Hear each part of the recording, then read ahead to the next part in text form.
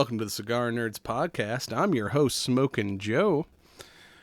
And yeah, I'm your only host today because Brad's still out of town for one more episode, and Amanda didn't want to watch Fallout with me, so I'm flying solo on this one. So I had to bring in a special guest host to join me. This is Chartrice. I believe she's a stripper from New Vegas. How's it going, Chartrice? She's kind of quiet.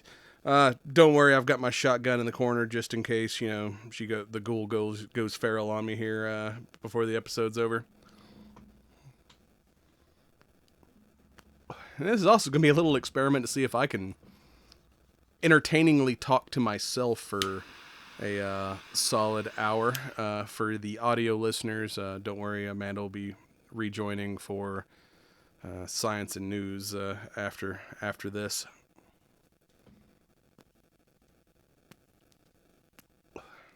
But I didn't want to change the camera setup, so I brought someone so we could kind of keep our normal setup here. I am smoking this week this year's Punch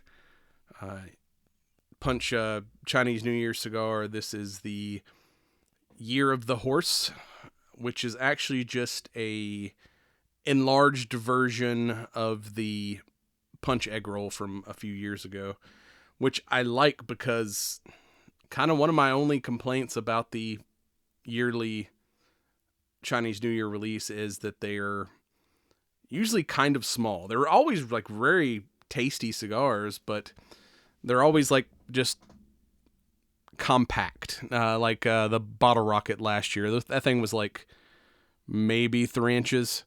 So I felt like I had to they were inexpensive, but I always felt like I had to smoke 2 to get like a normal length of a cigar. So this one is, like I said, the same blend as the egg roll, but bumped up to a 6x60. So we finally got a cigar ass size. And this guy has other than me in the 6x60, Connecticut broadleaf wrapper over Ecuadorian binder and a filler blend of Colombian, Dominican, Mexican, and USA tobaccos. So a UN of tobaccos here for this here egg roll XL, as they're calling it.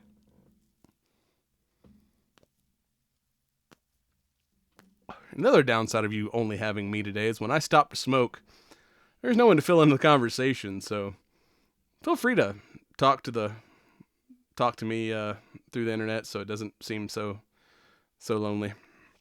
But as they say, the show goes on, and I'm on Monster number 2. I'm drinking the White Monster. Yes, that was my nickname in high school. So hopefully the caffeine and the nicotine will give me enough verbal diarrhea to talk to myself for an hour. And talk to you fine people out there in the internet lands.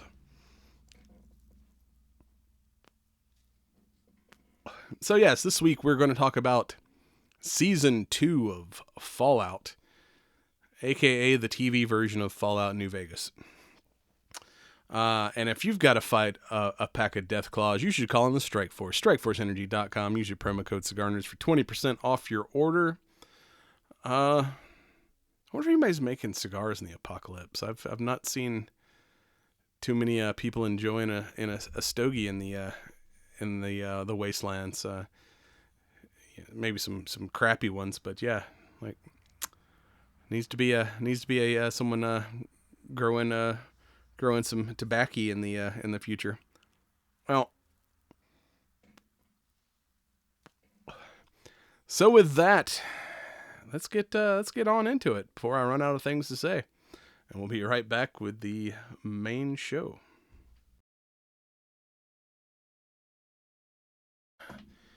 And we are back.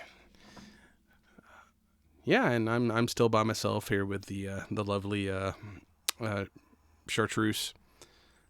This is gonna be the hardest part of this episode, is remembering what I named this skeleton. So her name may change throughout the episode because my memory is shot because I'm an old man.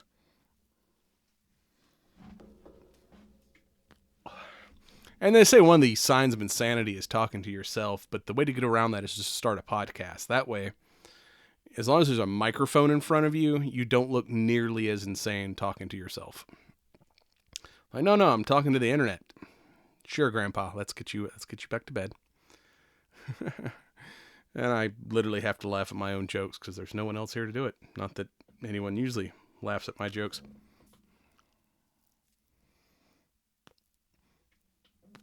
I gotta say before we get into it, this additional information here on this Egg Roll XL is it has a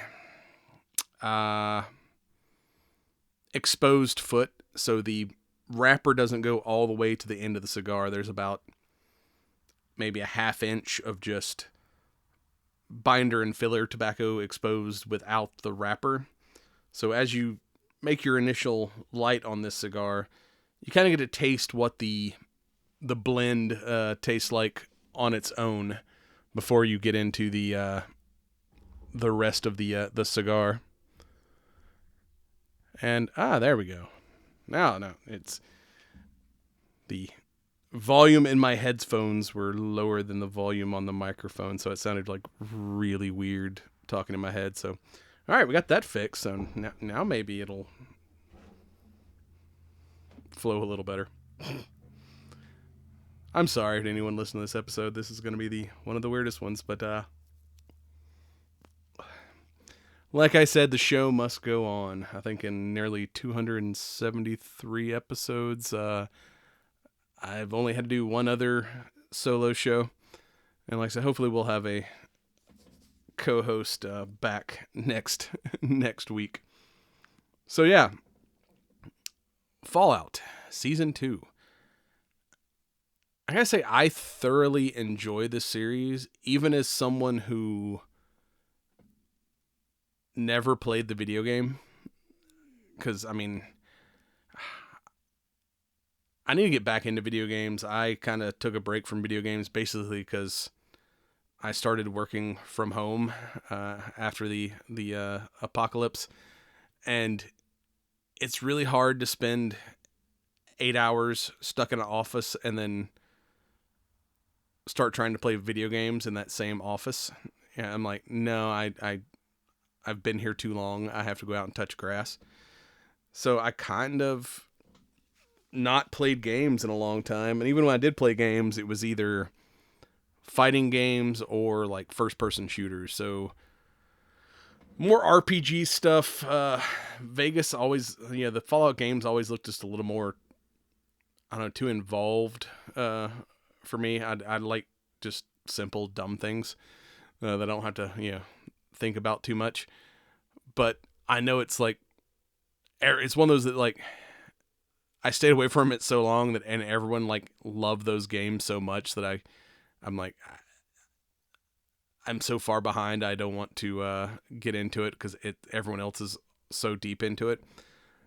So it was unusual when this show came out that like me having zero knowledge of like the lore and the backstory, and that I was like, this shit is written well enough that even if you are a fan of the Fallout games, there's definitely enough Easter eggs and stuff in there that will like, you're like, oh yeah, that's fucking awesome. That's from this game or whatever. I mean, I've heard of New Vegas. I've never played New Vegas. So the reveal at the end of last season that Hank was heading toward Vegas, I was like, oh shit, I see where they're going with this. But even if you're someone like me, if you've not gotten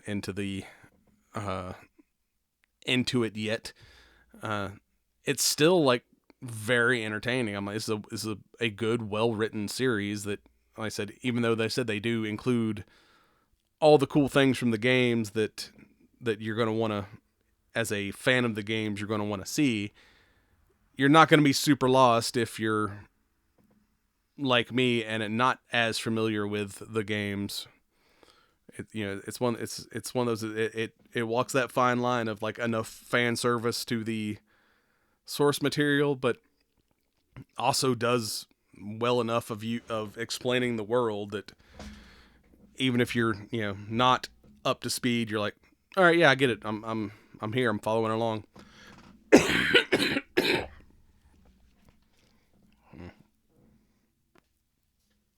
And also, I'm just getting over a cold, so I feel good, but there's still some residual crud in the lung that likes to work itself out. So sorry for any coughing you may hear. A little leftover con crud, just to sidetrack for a minute, because if you're a fan of this show, you know we like to go on tangents, and I don't really need a co-host here to for me to get distracted and go on a tangent. Right, Churchies? Anyway. Yeah, we just got, last weekend, we went to a local steampunk convention, Con Possible, which we've not been in the last couple years. We kind of started going up to one up in Kentucky, but so we kind of took a year or two off, but it was fun. Got to hang out with some old friends. Strange was there. We drank a lot of pie with him. Calamity from Calamity Labs was there doing her usual mixology panels, and got to drink some fine cocktails with her. And also, these cons tend to have VIP packages, and they'll do exclusive events for the VIPs. This was kind of a last minute decision, so we didn't sign up for the VIP passes for this particular con. But since we know everybody, Calamity was hosting the VIP meet and greet cocktail party, so she told the people running the con that we were her guests for the party. So we got to go to the VIP cocktail party and hang out with everybody, even though we weren't technically VIPs this time around. Did a little Victorian self-defense panels and watched some teapot racing and tea dueling and some fine chicanery. So yeah, if you like getting dressed up fancy, and Fallout especially does have some steampunk aesthetics, yeah, you should go check that out and drink some pie. So yeah, we last season of Fallout, the ghoul reveals that he is trying to locate his family, and he believes Hank is the key to that, and Lucy's trying to find out why she knows her father turned out to be a bad dude and blew up Shady Sands and possibly killed the NCR. And she wants to track him down and bring him back to Vault 33 for justice.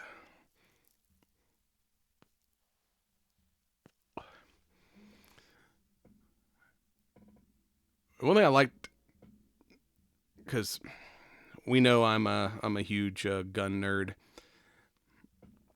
When we start with kind of a flashback to like pre-apocalypse, introducing Robert House, the Lord of New Vegas, if you will, and whatever leader of was it Robco. We see kind of in the pre-war era him trying to eliminate jobs with automatons and the people protesting the dirty clankers. And he ends up going into a bar and kind of starting a little trouble with some of the pissed off residents. So he can then offers them a shitload of money to test his mind control device. And when that doesn't work, he just plugs it in anyway and forces this guy to basically kill his compatriots, and then turns up the juice a little too high and his head explodes. But he's like very much like, well, yeah, you got to work the kinks out in the system. So he's revealed to be probably not the best of dudes.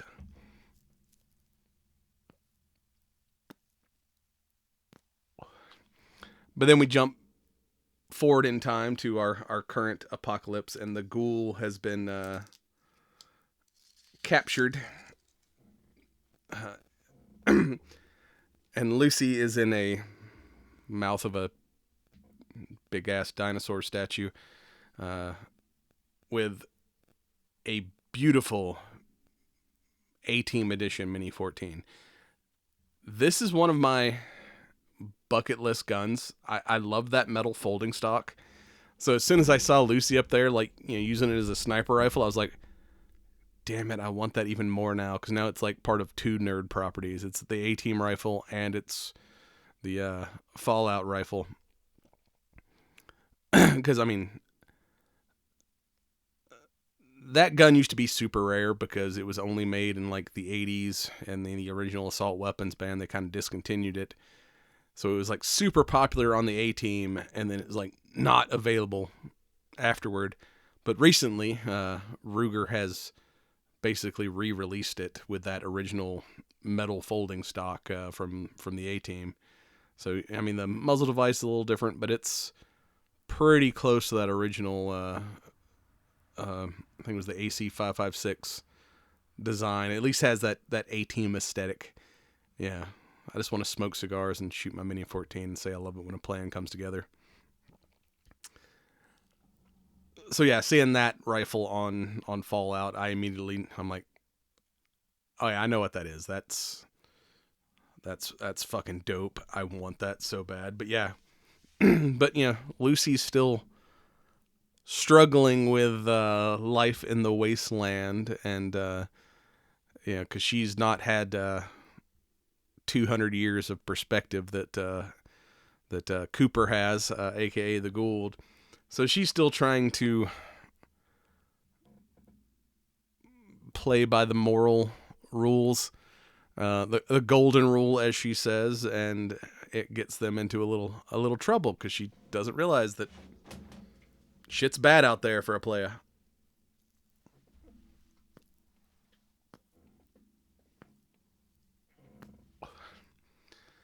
So Ghoul's plan is that he's gonna let himself be captured, and Lucy's just supposed to, because they're hanging him over a pool, supposed to shoot the rope so he can then ambush all these guys and take their shit. But she tries to negotiate, and like, hi, his plan was to kill all you guys, but I'm still a good person and I don't want to just kill people willy-nilly.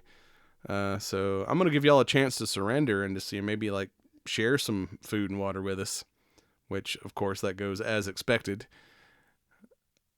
And she tries to still be violent but not kill anybody, so she's like just sniping people in the ass and shooting legs and everything else, and then freaking Cooper is just finishing them all off. And he's like, lady, your ass shooting is going to get us killed. Specifically, it's going to get me killed, so knock that golden rule shit off. It's survival of the fittest out here. And I love Walter Goggins as an actor. I mean, bro was meant to play a post-apocalyptic cowboy. Like, the fucking Ghoul is like the damn coolest character in TV history. Like, he has some of the best just lines. Like, one of my favorites from like season 1, where he's like surrounded by the Brotherhood, and he's like, I used to wear that power armor. Only problem was there was a weak spot underneath the chest plate. I wonder if they ever fixed that in the new models. And then like just shoots the guy, and he's like, guess not. And then proceeds to like just murk everybody.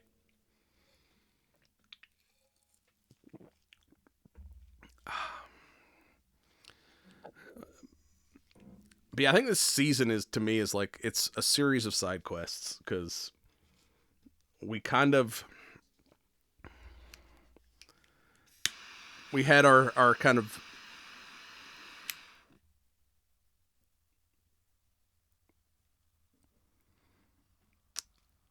the majority of our characters together in season 1, where in this one we've got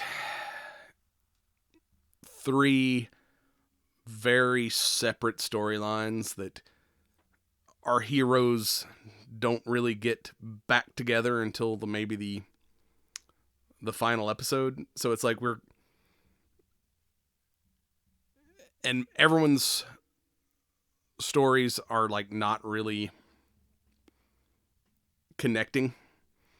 So yeah, we definitely get like,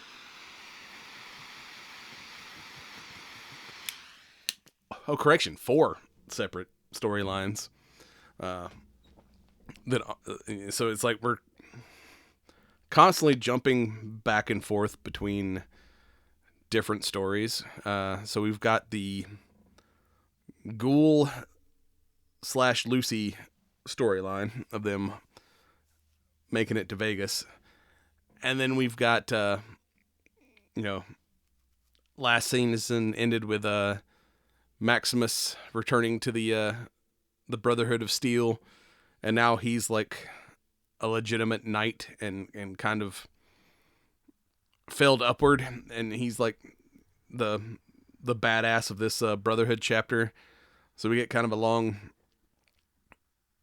time with his story, and then we've got Norm, aka Lucy's brother, who we last saw trapped in the management vault that we find out is just basically people from original Vault-Tec employees from pre-apocalypse that they just kind of unthaw one every couple of years when they need a new overseer.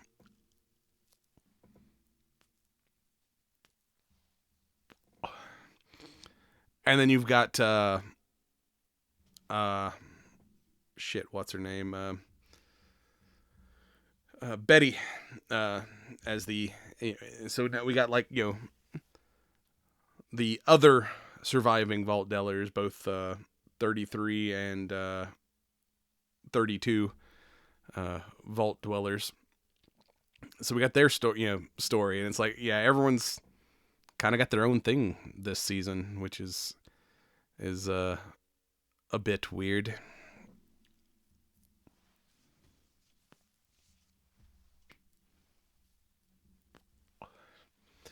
So let's start with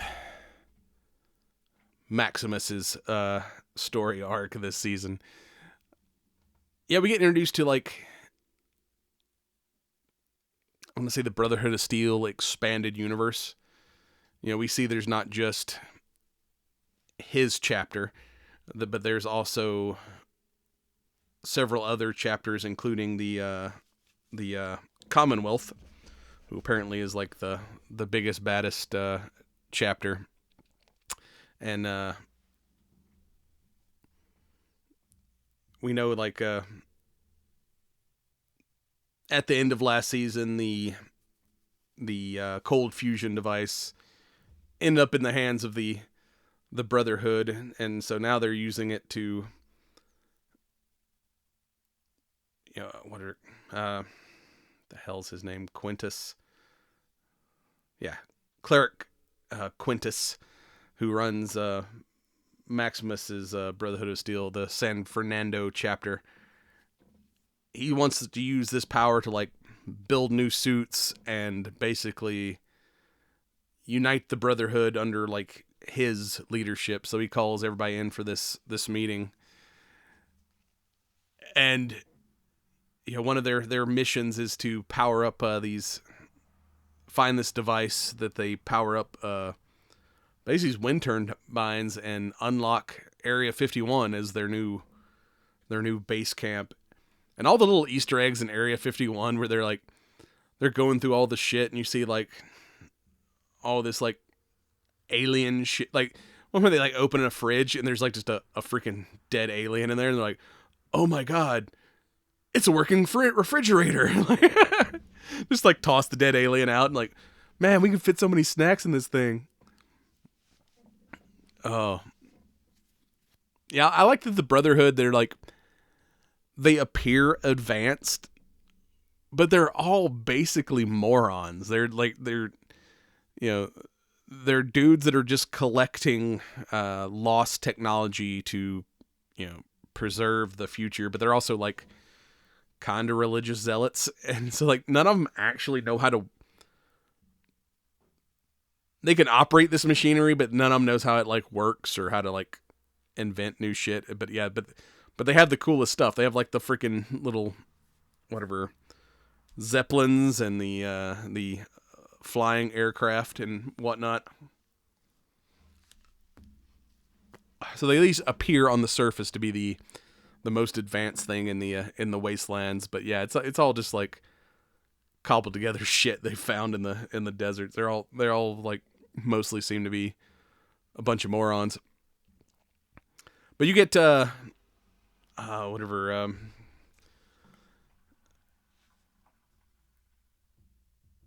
they made sure to exclude the Commonwealth, but then Paladin Xander Harkness, the representative of the Commonwealth, shows up anyway, and it's Kamal Nanjiani. Like, I think this season 1 turned out so big that like everyone wanted like a cameo in season 2. So we got Kamal Nanjiani, we got Natasta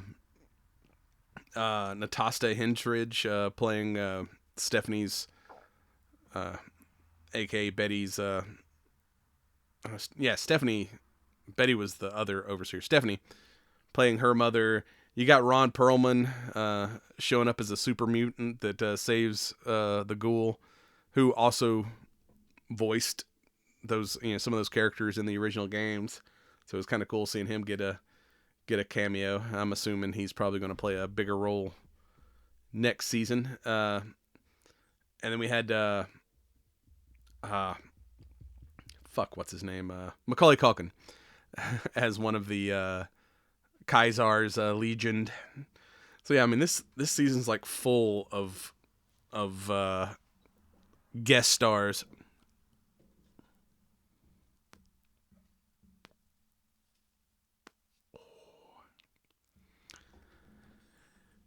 So yeah, Xander shows up and you think he's kind of a cool dude, and he starts, kind of chatting up Maximus, and then he's like, "Hey man, why don't you there's a lot of stress going on here. Why don't you and me go on a side quest?" And detected some kind of technology that we need to go destroy. And they find some automatons out in a factory, but then they also come across Maximus's old partner, who we think was a ghoul last season, but may actually be a mutant. Basically, taking over an old bottling factory using ghoul kids to open soda bottles so they can collect the bottle caps, because bottle caps are the currency of the apocalypse.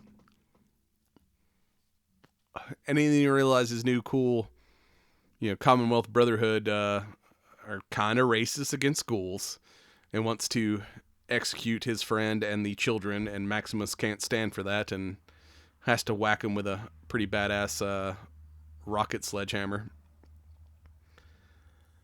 And then realize, I think I just started a Brotherhood Civil War, so hey, you jump in the suit and pretend to be him, and we'll go back and kill Quintus before, we can start this war kicks off.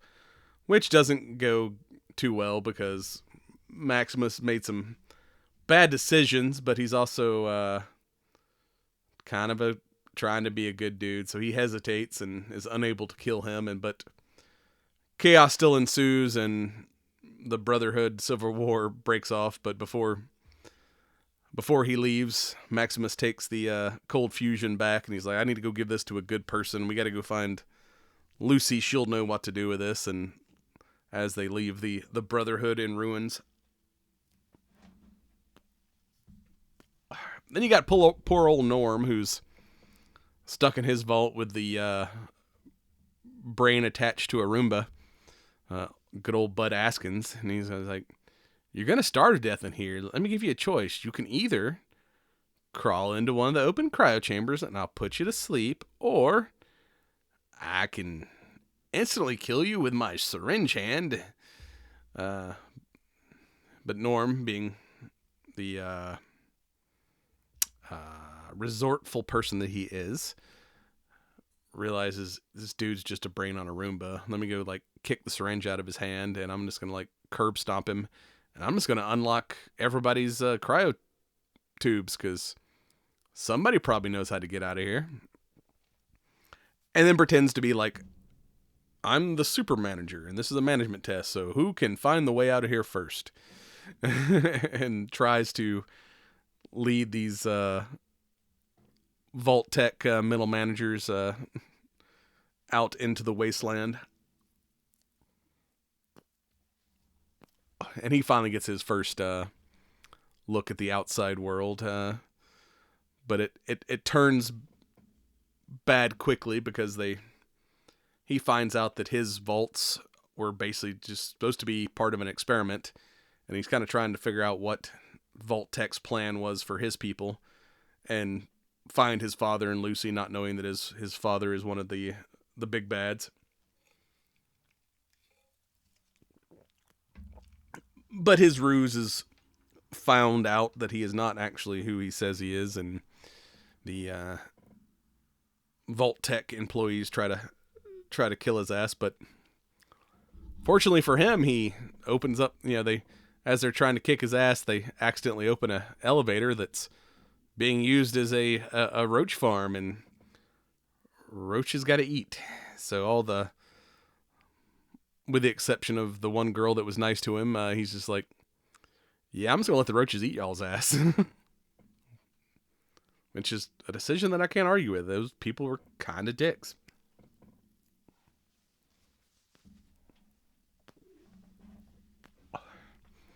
And then back into... And yeah, I'm saving Cooper and Lucy's story for the last, because that one's probably got the most stuff going on. But then we've got what's going on in the vault after everyone's left. You've got Stephanie, who's now the new boss of Vault 32. And we get a lot more of her backstory, why she's kind of shady, because we learn that all the overseers are actually original Vault Tech employees that have just been cryogenically frozen. But we found out she kind of wormed her way into the whole Vault Tech thing. She was actually a Canadian refugee during the resources wars, and basically killed her way into America and ends up seducing a young Hank to kind of worm her way into the vaults, so she can because her number one rule is survival. And she's trying, the original vault, Vault 33. They're running out of water, and they're kind of slowly breaking down into chaos because you got the one guy trying to do a revolution, starting a whole like support group for inbred people, and having water parties when they're dangerously low on water and about to have a riot. And then you got Stephanie trying, we'll give you some water, but I need like something from Hank's office, which we find out later is a communication device because apparently all this time Hank has actually secretly been an employee of the Enclave, which may be the big bad. We find out is like possibly the remnants of the original U.S. government, and the ones kind of funding this mind control experiment that House was doing, and was also the ones who invented the cold fusion, and possibly the ones who started the apocalypse, and is running all these experiments. And poor Woody, dumb Woody, sees Stephanie outside of the vault talking to the other overseer, and rules are you got to report that behavior to the authority, but unfortunately the person you're reporting on is the authority. So she's like, oh yeah, I'll do a thorough investigation on this. And then Woody disappears. But, her Chet, her boyfriend, forced fiance, finds his glasses in the garbage disposal. Because, where else are you going to dispose of a body in a vault, I guess? And also her Canadian ID. So when she tries to force him to marry her, he reveals her secret Canadian origins, which people seem more pissed off about that than the fact that she possibly killed Woody. So she has to flee to and lock herself in her office, and kind of her story ends with her calling the Enclave and start phase 2. And we don't get to see what phase 2 is, but the files Norm found said that Vault 32 and 33 were going to be part of a forced evolutionary virus. So I'm assuming they're going to release some kind of gas that turns all those vault dwellers into super mutants next season. If Lucy doesn't get home and stop it.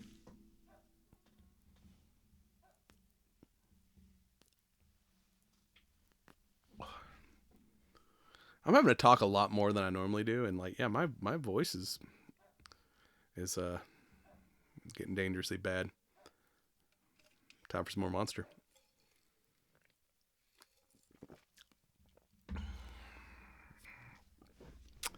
So you turning feral over there yet? Okay, still not talking to me. That's probably a good thing. It means I haven't lost my mind yet. And the other thing about these cool Punch Chinese New Year cigars is they put a fortune on the back of the band, kind of like a fortune cookie. And this particular one I have unwrapped says, "Hard work will pay off in the future. Laziness will pay off now." So, do with that information what you will.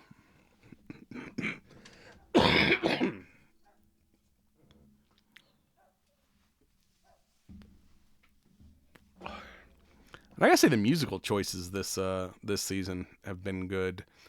Some of the Ghoul stuff with them playing was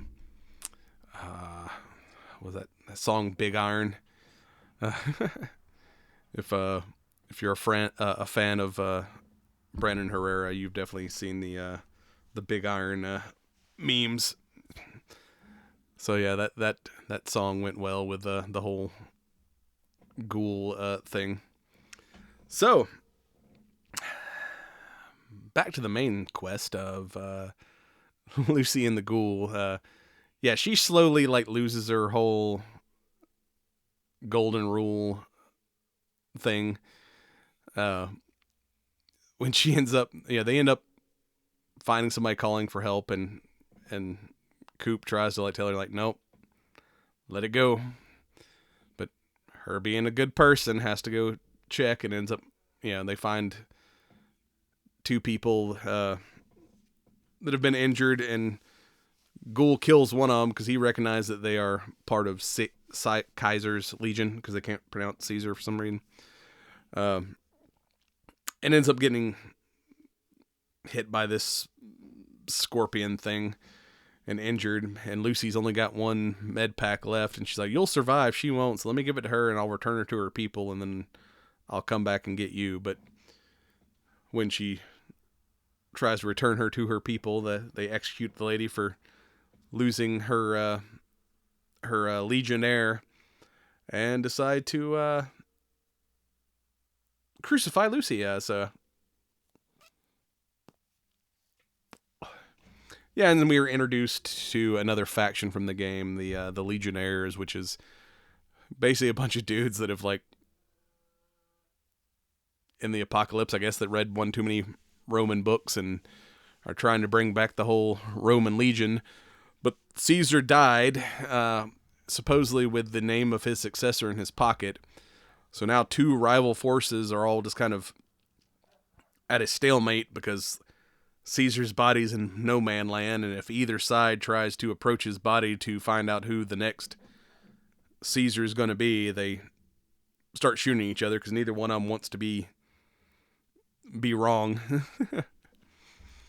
And, of course, the ghoul fixes himself and begrudgingly goes to rescue Lucy from the Legion, and comes across, realizing he's going to need some assistance, goes across an old abandoned NCR base and finds an old automaton buddy of his, and he tells him, that where the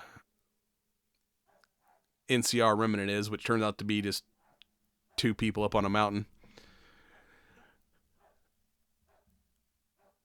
And he goes and supposedly gives their location, to the Legion as to trade for Lucy's life, but he ends up, blowing up Caesar's body and starting a civil war on his way out, just so they don't come after him or the NCR, and takes Lucy to their base for medical treatment. And Lucy has her first experience with drugs, and I like that after they get out of there, if she's like, "Why am I like all twitchy and feel?" He's like, "Well, you've been on drugs for the last 3 days, so you're probably pretty addicted by now." And she's like, "Oh my God, what'd I do?" He's like, "Well, you got 2 choices.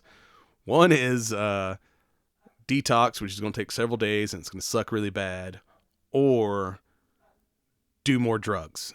And I recommend the latter. The do more drugs always works out better.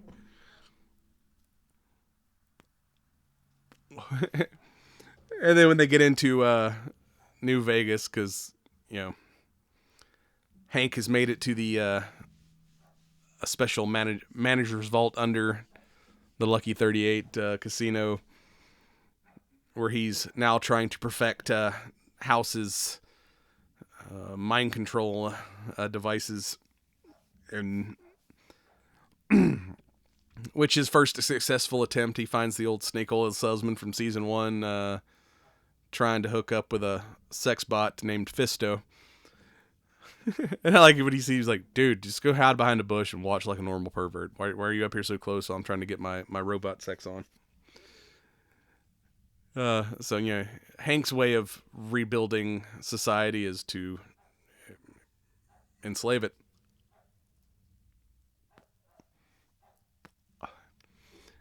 But yeah, but of course when Coop and them get there, they find out the hotel's guarded by a breeding pack of Deathclaws. But Lucy just going kind of cracked out herself and shooting all the feral Elvis impersonating ghouls was pretty hilarious. But then Coop tells her, "Hey, go to the." They end up in the Free Side, which is kind of like the town that has popped up on the outskirts of Vegas. He's like, "Hey, go to the store, get something called detox or whatever that'll clean the drugs out of your system." But she gets in there and decides to try to steal it because she don't have any money, and finds out somebody has already murdered the store owner, and she ends up having to shoot him, and then steals the stuff and a sweet power fist.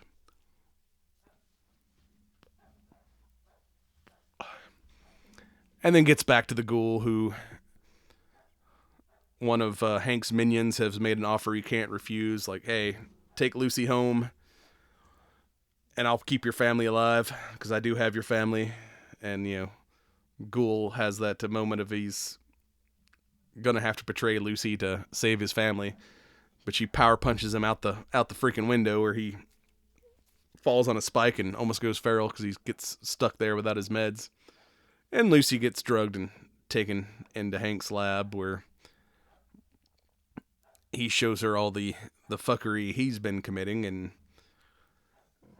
he shows her how the technology works, how she takes like 2 a Legionnaire and an NCR guy, and that are fighting to the death, and then forces her to activate the chip to like stop them from killing each other. And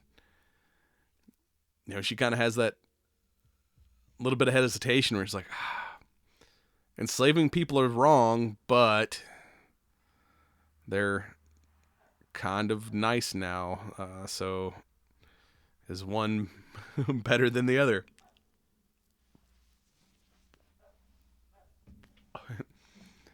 And even when Hank, tries to talk shit about the NCR, and she's like, so our choices are like a evil enslaving corporation or another group that is kind of problematic. I guess it's go either way. And of course, the ghoul gets rescued by a super mutant, and we're introduced to good old Ron Perlman, who heals the Gould and tries to get him to join his mutant Gould army so they can fight against the human oppression, which he refuses. He's like, I'm still on a mission to find my family. So he knocks him out and leaves him in a garage. But good old dog meat finds Maximus and his sidekick and brings him to help the ghoul.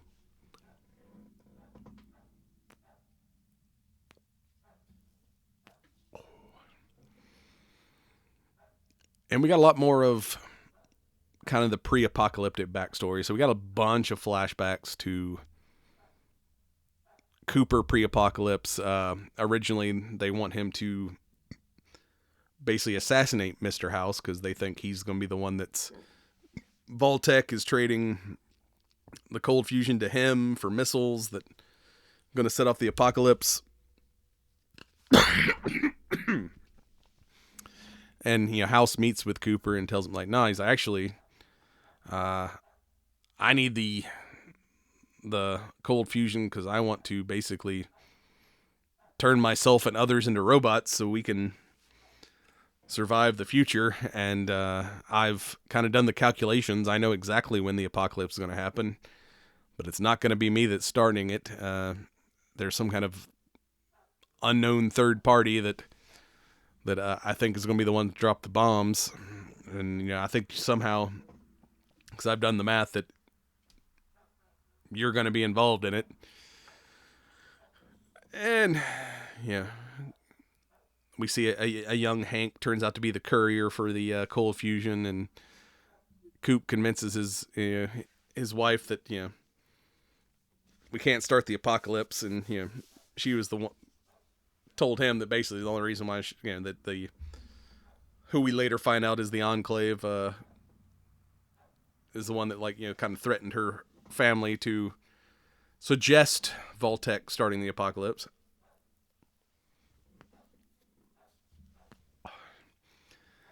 And of course we our little kind of boring hapless senator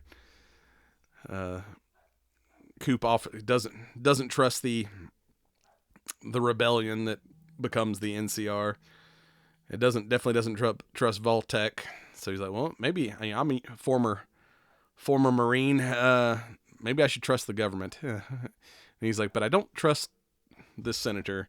And she's like, yeah, I wouldn't trust me either. I'm kind of lame. How about we give it to the president? Another great guest star.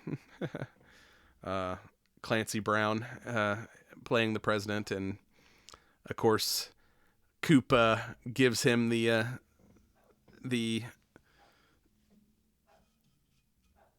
cold fusion, which somehow shit goes bad in the intervening years, and apocalypse still happens despite his best effort at stopping it.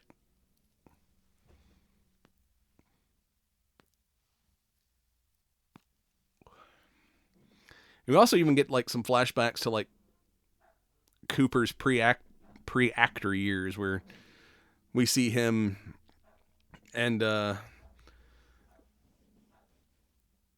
part of the Alaskan campaign against the Chinese, and some very shitty power armor that's malfunctioning, and then we get the as the Chinese are about to take him out, we get introduced to our first Deathclaw, who we realize that could possibly be an American experimental bioweapon. But hey, there's so much cock teasing in those things too, because like we saw them, Lucy and Ghoul facing it very early on, but the episode ends without them having to fight it. And then it's several episodes before we finally get our big battle. So like, Cooper's like, I'm gonna help you rescue Lucy, but you're gonna have to give me the cold fusion. And he's like, takes them to the armory, and he like presents Maximus with an OG original NCR version of a power armor. He's like, these don't have tracking suits. These have never belonged to the Brotherhood. So him and his guy who's like, I'm a ghoul, and he's like, there's like teeth growing on his chest. This is normal, right? And he's like, you might not be a ghoul. And then his freaking arm falls off. Says, I can still figure out how to be a sniper. And he's like, he finally like working the gun with his feet and shit. But yeah, Maximus goes in there and like finally fights the Death Claws, and is doing a pretty good job of fucking him up, I gotta say. Until the suit's finally like completely damaged, and he has to. But he, like at this point, the wall containing the Death Claws is down, and he's like, they're just gonna slaughter all these people in Freetown. So even without the suit, he like picks up a shield and a spear, and he's like ready to like fight these things. But then one of them's head just explodes. Because to this point we thought the NCR was completely gone. But he looks up at his sniper buddy, and he's like, "Wasn't me." And then camera pans over to a freaking NCR sniper with a 50 cal, and you just get that cool camera shot of like just straight down the barrel of the 50 and that muzzle blast, and then like a whole like company of NCR troops come in, and he's like, "We'll handle it from here, soldier." And he's like, "Yep, that's probably a good idea." And the town is at least temporarily saved. But of course, Macaulay Culkin wins his civil war and becomes the new Caesar, and they're like, "We're going to go to Vegas and start a Caesar's palace." So now we got the Legion marching their way to Vegas. So we'll see if the NCR can save Vegas from the Legion. Because they definitely left things probably just as fucked up as we started at the end of the season.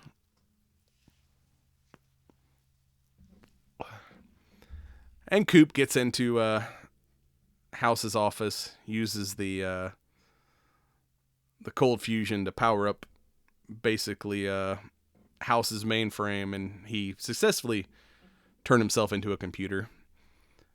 And he's like, "You're right, there is a vault underneath here. Put on this Pip-Boy, and I'll guide you to where your family's at." And in the meantime, Hank is trying to convince Lucy to join his side, but she's like, "No, this is evil." She realizes, because she meets one of basically the NCR soldiers that had helped her is now one of the mind controlled, and realizes like it doesn't just prevent bad behavior, it basically erases your mind and your free will. So she handcuffs Hank to a stove and goes to like destroy the mainframe. And we find out the mainframe is the severed, zombified head of our hapless senator from the pre-apocalypse era. Which I thought was a pretty cool effect, She wakes up and is like, "Kill me, kill me." Which Lucy do. And then, Hank decides like, "Well, I'm tired of convincing you. I'm just going to make you now. So here's my latest version of the mind control device. It's completely undetectable. You'll just have a little scar." But of course, Ghoul shows up and saves her.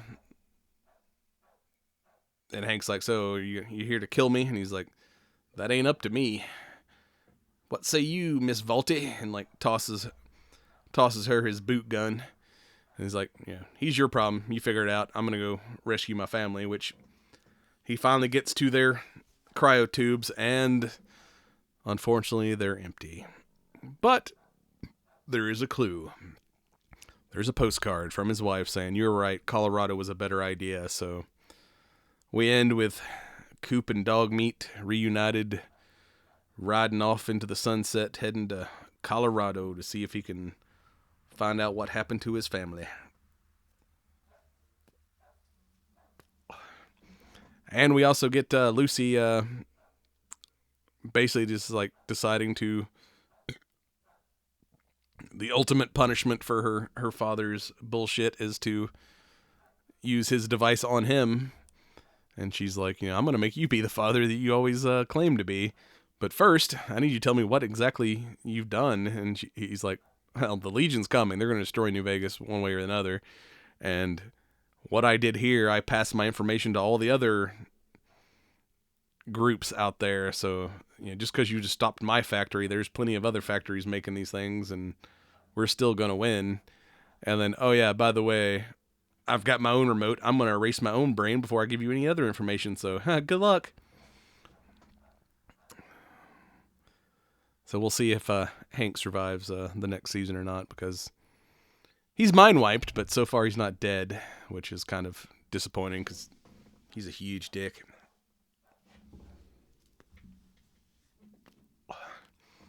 And then in post credits, we get another kind of cool game reference reveal for next season. We cut back to the midst of the Brotherhood of Steel Civil War, and Quintus is getting bombed, and he calls for a piece of a relic, which turns out to be blueprints, and he's like, Quintus the Uniter is now dead, and I shall become Quintus the Destroyer, and opens up the blueprints, and you see the blueprints for a massive murder bot called Liberty Prime. If you're familiar with the games, I had to go look up what Liberty Prime was after the show was over, which was basically a big murder bot that the U.S. government built to win the wars that never actually got used pre-apocalypse, and then the Brotherhood dug it up after the war, and shenanigans ensued.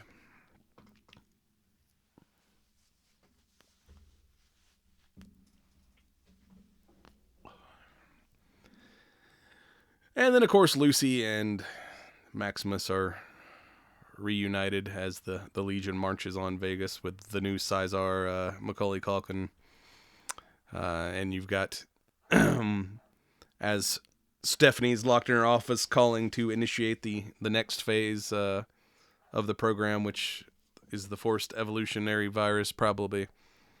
You see the Enclave finally reveal their secret whatever Arctic base with all their high super technology, and how they're listening to everyone's radio transmissions, Hank's, Norm's, Stephanie's.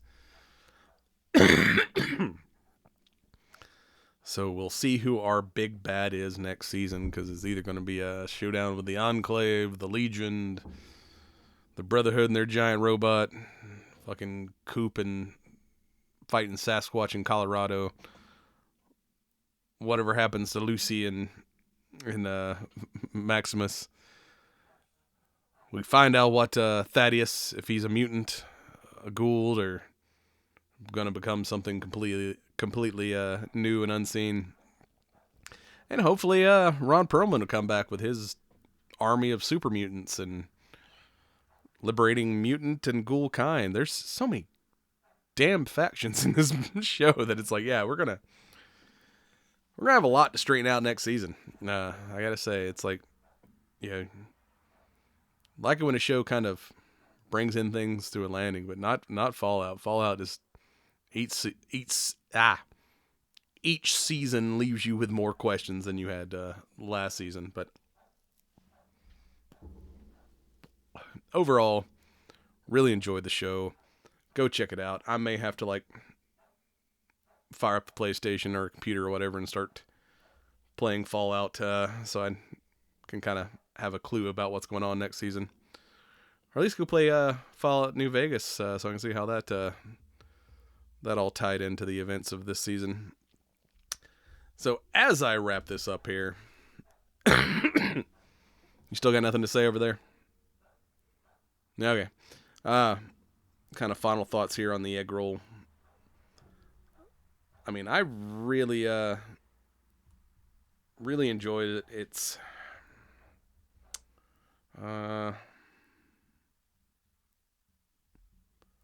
kind of beefy.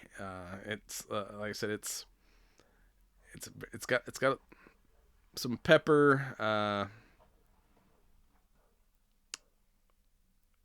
It's very, very savory to me. Yeah, so it's got some pepper, a little earthiness, some spice to it.